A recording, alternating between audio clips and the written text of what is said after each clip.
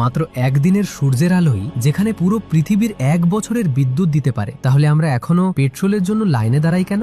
উত্তরটা জানতে হলে আগে বুঝতে হবে সৌরশক্তি আসলে কিভাবে কাজ করে। সূর্যের আলো যখন একটা সোলার প্যানেলের উপর পড়ে, ভেতরের সিলিকন সেলগুলো সেই আলোকে ধরে নেয়, আর সেই মুহূর্তে ভেতরের ইলেকট্রনগুলো নড়তে শুরু করে। এই ইলেকট্রনের চলাচল থেকেই তৈরি হয় বিদ্যুৎ। কিন্তু এখানেই একটা সমস্যা আছে। সোলার দিয়ে বিদ্যুৎ বানানো সহজ, কিন্তু রাতে বা মেঘলা দিনে সেই বিদ্যুৎ ধরে রাখার জন্য যে ব্যাটারি লাগে সেটা এখনো অনেক ব্যয়বহুল। তাহলে কি সৌরশক্তির ভবিষ্যৎ আটকে আছে এখানেই?